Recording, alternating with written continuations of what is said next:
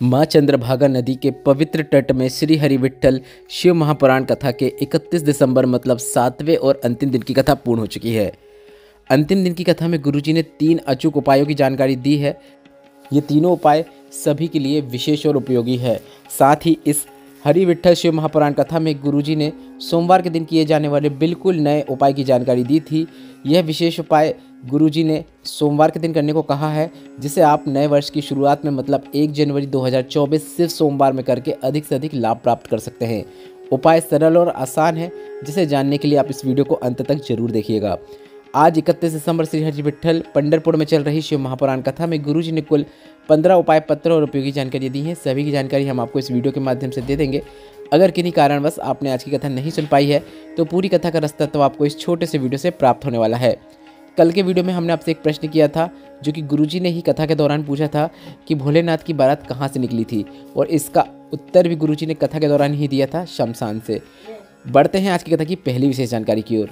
कथा शुरू होते ही गुरुजी ने कहा, हमारी सबसे बड़ी गलती होती है कि हम मंदिर में भगवान को ढूंढते हैं, पर हमारे घर में रह रहे उस भगवान को हम नहीं ढूंढते हैं जो हमारे पति रूप में, पत्नी रूप में, माता पिता के रूप में, सास ससुर के रूप में होते हैं।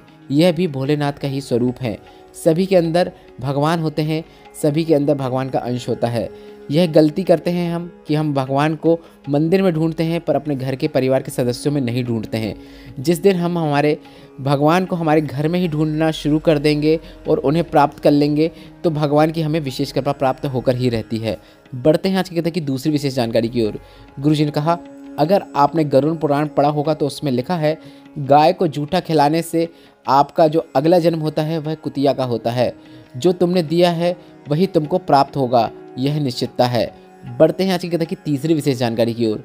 गुरुजी ने कहा, आपको जो भी बेलपत्र का प्रयोग बताया जाता है, दूर्वा का प्रयोग बताया जाता है, या फिर रुद्राक्ष का प्रयोग बताया जाता है, जल चढ़ाने का प्रयोग बताया जाता है, जो भी हम जानकारी देते हैं वह शिव महापुराण में लिखा होता है, वही हम आपको बताते हैं। जो शिव महापुराण में नहीं लिखा होता है वह हम आपको कभी भी नहीं बताएंगे, क्योंकि उसका स्मरण पुराणों में होगा और आप जब पुराण पढ़ेंगे तो आपको भी वह पढ़ने को मिलेगा, जिसे आप अपने जीवन में उतार सकते हैं। इतने पत्र आते हैं, उन्हें अगर हम अपनी तरफ से कुछ बताते तो उन्हें बिल्कुल भी फ़ायदा नहीं होता। उन्हें शिव महापुराण में वर्णित जानकारी ही बताई जाती है। बढ़ते हैं आज की कथा की चौथी विशेष जानकारी की ओर। राधा कृष्ण पाटिल जी पत्र लेकर आई, जिसमें उन्होंने लिखा, मुझे 4 साल से ब्लड कैंसर था। मैंने बहुत औषधियाँ ली, कई डॉक्टर को दिखाया, प्रतिदिन तबीयत खराब रहती थी पर मुझे लाभ नहीं हो पा रहा था। परवड़ी की कथा मैंने पंडाल में बैठकर सुनी। मेरा बेटा मेरे लिए कथा सुनने के बाद रोज़ शिवालय में जाकर जल चढ़ाता था और मुझे मोबाइल से शिवलिंग के दर्शन कराता था। मेरी बहू और मेरा बेटा शिवालय में जाकर शिवलिंग पर जल चढ़ाकर, बेलपत्र चढ़ाकर, औषधि रूप में प्राप्त करके मुझे लाकर देना शुरू किया। और इसके साथ ही कुंदकेश्वर महादेव का नाम लेते हुए मैंने दवाइयाँ खाना भी शुरू किया, क्योंकि गुरुजी आप कहते हैं डॉक्टर की दवाई भी लेना जरूरी होता है। मेरी तबीयत में थोड़ा आराम लगा। इसके बाद मैं श्री शिवाय नमस्तुभ्यम मंत्र का जाप करने लगी। दूसरी बार जांच कराने गई तो कैंसर निल आ गया। उसी का आभार व्यक्त करने में कथा पंडाल में आई हूँ। बढ़ते हैं आज की कथा की पांचवी विशेष जानकारी की ओर। गुरुजी ने कहा, जिसको शिव से मोहब्बत होती है, जिसको शिव से मोहब्बत होती है फिर उसे फुर्सत नहीं होती है। गुरुजी ने आगे बताया, क्योंकि शिव उसे कभी भी खाली नहीं रहने देते हैं। जिसके घर में औलाद नहीं होती है उसे औलाद देकर व्यस्त कर देते हैं। जिसके पास धन नहीं होता है धन देकर व्यस्त कर देते हैं। जिसका विवाह नहीं होता है विवाह करके उसका जीवन में उसे व्यस्त कर देते हैं। जो बीमार होता है उसे स्वस्थ करके व्यस्त कर देते हैं। बढ़ते हैं आज की कथा की छठवीं विशेष जानकारी की ओर। गुरुजी ने कहा, जब आपको लगे कि जीवन में बहुत दुख तकलीफ कष्ट हो, या फिर जीवन में आपको हार लग रही हो, नौकरी नहीं लग रही हो, व्यापार नहीं चल रहा हो, विवाह नहीं हो रहा हो, तब आपको घर में से एक लोटा जल लेकर शिवलिंग पे अर्पित करना शुरू कर देना है।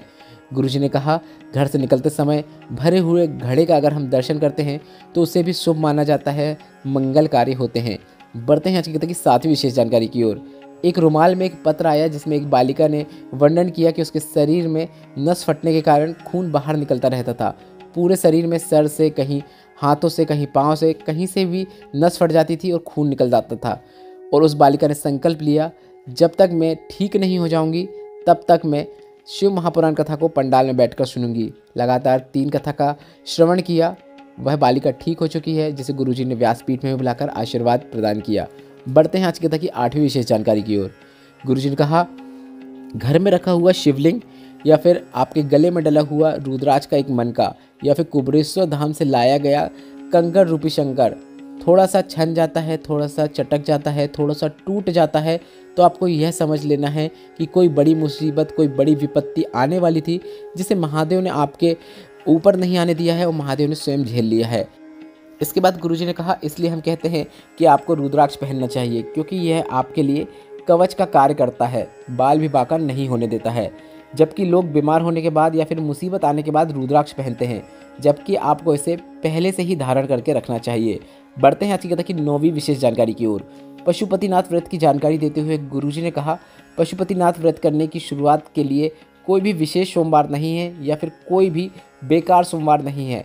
आप पूरे साल में, पूरे वर्ष में जितने भी सोमवार आते हैं, किसी भी सोमवार का चयन करके आप उससे पशुपतिनाथ व्रत रखने की शुरुआत कर सकते हैं। गुरुजी ने कहा, कई लोग बोलते हैं कि क्या यह महीना ठीक है या फिर क्या यह महीना अच्छा नहीं है, तो इसमें क्या हम पशुपतिनाथ व्रत रख सकते हैं, शुरुआत कर सकते हैं। तो गुरुजी ने कहा, यह आपकी गलतफहमी है कि कौन सा महीना अच्छा है, कौन सा महीना गलत है। आप कभी भी किसी भी सोमवार से पशुपतिनाथ व्रत रखने की शुरुआत कर सकते हैं। सभी सोमवार अच्छे हैं, सभी सोमवार के मुहूर्त अच्छे हैं, कोई भी सोमवार गलत नहीं है। इसके बाद गुरुजी ने कहा, अगर आप पशुपतिनाथ व्रत कर रहे हैं और अगर आपको कहीं बाहर जाना पड़ता है तो आपको व्रत रखना है, पर उस व्रत को गिनना नहीं है आप, क्योंकि पूजन भी नहीं करेंगे क्योंकि आप बाहर जा रहे हैं। इसके बाद एक और विशेष जानकारी दी। गुरुजी ने कहा, अगर आपका कोई दूसरा व्रत आता है जो आप पहले से रखते हुए आ रहे हैं तो आपको वह व्रत रखना है, पशुपतिनाथ व्रत नहीं रखना है। अगर रजोधर्म आ गया है तो आपको व्रत तो रखना है, क्योंकि आप पूजन नहीं करेंगे तो आपको इस व्रत को भी नहीं गिनना है। बढ़ते हैं आज की कथा की 10वीं विशेष जानकारी की ओर। अनुसुईया जी पत्र लेकर आए, जिसमें उन्होंने लिखा, मेरी किडनी में प्रॉब्लम थी। मेरी माँ ने सीहोर से जाकर सीहोर कुबेरेश्वर धाम का रुद्राक्ष लेकर आया। उसका जल शिवलिंग पर अर्पित करके वह जल औषधि रूप में प्राप्त करके मुझे देना शुरू किया। जहां डॉक्टर्स ने जवाब दे दिया था कि बचना मुश्किल है, वहीं भोलेनाथ ने संभाल लिया है। उसी का आभार व्यक्त करने में कथा पंडाल में आई हूँ। बढ़ते हैं आज की कथा की 11वीं विशेष जानकारी की ओर। भक्ति जी पत्र लेकर आई, जिसमें उन्होंने लिखा, मैं हर दिन प्रदोष काल में मंदिर में जाकर जल अर्पित करती थी। आपने कथा में एक चावल के दाने का वर्णन किया था, जिसमें प्रदोष के दिन उस चावल के दाने को शिवलिंग पे अर्पित किया जाता है, जिससे बाबा की कृपा निश्चित रूप में प्राप्त होती है।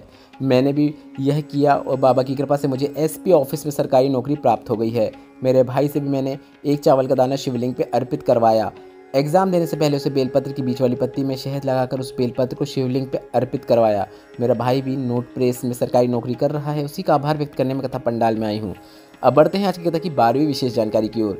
गुरुजी ने विशेष उपाय की जानकारी देते हुए कहा, अगर त्वचा रोग है, सफ़ेद दाग है, तो आपको एक सरल और साधारण उपाय करना है। पूर्णिमा के दिन गाय का बछड़ा जब दूध पी रहा होता है तो उसके मुंह में फेन जम जाता है, तो आपको वह फेन प्राप्त कर लेना है और उस फेन को आपको अपने त्वचा संबंधित परेशानी में लगा लेना है। सफ़ेद दाग हो, काले दाग हो या पिंपल्स या किसी भी प्रकार की त्वचा संबंधित परेशानियां हो, तो आपको उसमें उस बछड़े के मुख से जो आपने फेन लाया है उसे लगा लेना है और पूर्णिमा की रात को आपको चंद्रमा की रोशनी में बैठ जाना है। आप 10 से 15-20 मिनट बैठेंगे तो पर्याप्त है। गुरुजी ने कहा, 4 से 5 पूर्णिमा करके देखो, सफ़ेद चमड़ी अपने पुराने रूप में आना शुरू हो जाएगी।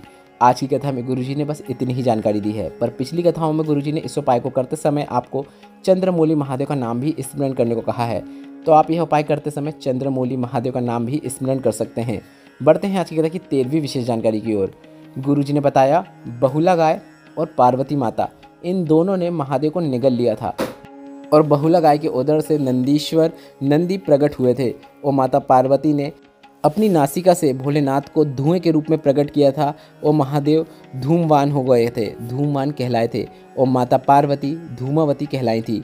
गुरुजी ने बताया, पूरे भारत में धूमावती माता के केवल 2 ही मंदिर हैं, एक जबलपुर के सिवनी जिले में धूमा में और दूसरा दतिया में। बढ़ते हैं आज की कथा की 14वीं विशेष जानकारी की ओर।